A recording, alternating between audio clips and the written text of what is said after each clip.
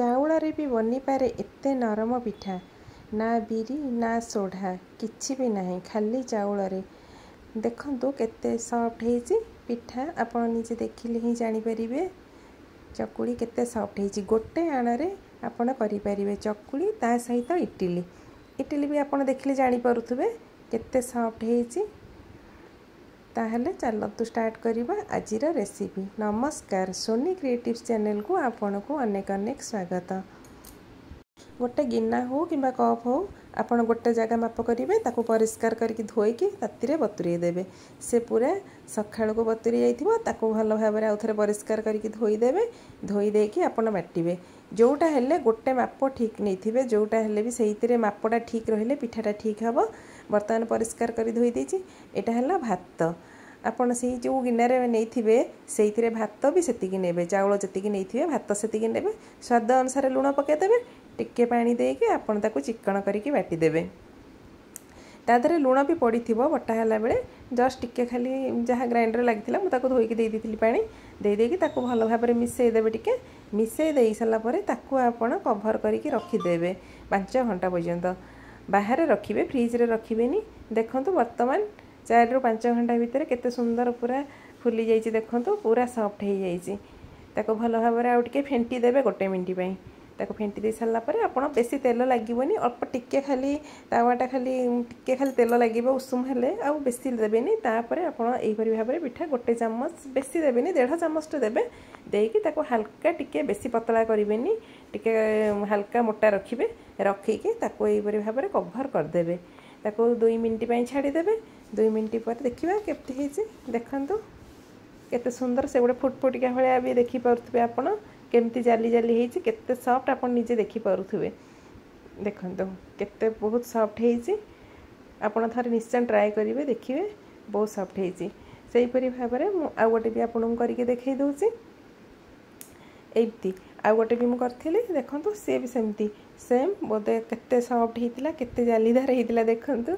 बहुत सॉफ्ट आपण जहाँ खाइले भी लगेकी खाई परिबे बहुत टेस्ट भी लागिबो सेमिते नुह जे खाली चाउल रे हेछि किछि बहुत टेस्ट लागिबो देखंतु आ गोटे भी आपन को करके देखै दोछि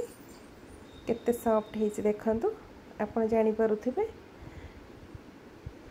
तापरे आमे जो इडली करथिले इडली सेही आना रे ही मु इडली कर दैथिली सेइता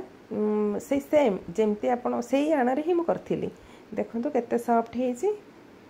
आ सहित खाइबा पई चलंतु नेक्स्ट रेसिपी जिबा मिक्स भेज सब प्रकार परिबा जहाँ मो पाखरे थिला अमृतभंडा कखारू बैगण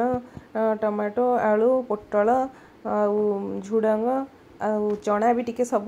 काबुल चना मटर ताकू मु राति भेदी देइथिली तापरे येला धनिया जीरा आ दालचीनी मुरसंग पत्र अदा आकु भी टिके आपण ग्राइंडिंग कर देबे जहाँ भी मु देखैली खाली टिके भेरसुंगा पत्र रखिबे आउ दालचीनी खंडे रखिबे फुटेइबा पई आउ जहाँ थिला सब आपण कंचा लंका टिके पकेइबे राग जति खाउथबे सेति पकेइकी ताकू सब टिके आपण चिकन करके बाटी देबे भेरसुंगा पत्र दीटा खाली जस्ट फुटेइबा पई टिके रखिथिबे नहले किछ नै बाटी देले भी भलो लागिवो। पोटल को टिके लाल करके टिके भाजी देबे 2 मिनिट पई ताकू हल्का हल्का करके भाजी देबे जदि टिके लूण पकेइकी भाजी देबे से बहुत शीघ्र होई जिवो भी टिके लाल हेकी टिके बहुत शीघ्र लुतरी जिवो एमती मु भाजी देइथिली ताकू टिके हल्का भाजी देकी आपण अलगा साइड करके रखी देबे सेही जो तेल बळिला सेहीथिरे सुखिला लंका तेजपत्र जीरा भी टिके फुटेई परिबे खाली सेमती न फुटेकी सेमती खाली करथिली तापरे जो थिला अमृतभंडा कखारू ताकू मु बर्तमान पकई देकी टिके 5 मिनिट पर्यंत टिके भलो भाबरे भाजी देइथिली एई परि भाबरे भाजी देबे आपण तापरे जो गाजर ताकू भी सेथिरे पकई देबे 5 मिनिट परे सेहिथिरे से भाजिबे आलू पकई देबे पकई देकी ताकू भलो भाबरे आपण भाजिबे 5 मिनिट पर्यंत लगातार भाजी चलिबे टिके तार भाजी गले टिके लुतुरी जीवो ना तार कलर टिके चेंज हे गेले आपण जानि परिबे 5 मिनिट पर्यंत लगातार गैस टा पूरा फुल देकी भाजिबे काहेकि ना परिवार पानी भी बाहर ना तापरे 5 मिनिट पर बर्तमान जो चना सब बतुरी थिला ताकू आपण गोटे हुइसेल मार देइथिबे एमती डायरेक्ट पकेइबेनी कहिना परिवा संगे चनाटा सिझी परिबोनी नहले गोटे हुइसेल मार देइथिबे सिझे देबे तापर स्वाद अनुसार लूण और हल्दी पके देबे पकई देकी ताकू लगातार एहीपरि भाव में 5-7 मिनिट पूरा भाजी सी तार जो पानी अंश अच्छी सी भी देखो आप निजे देखले जापे टे कमीगला तापर जो पोटल भाजी ताकू पकईदबा आउ झुड़ंग जो काटी पकईदे पकई केवल बैगण और टमाटो को छाड़ी सब परिया बर्तमान पड़ीज ताकू पकई देकी 5-7 मिनिट पर्यंत से भाव में भाजी चली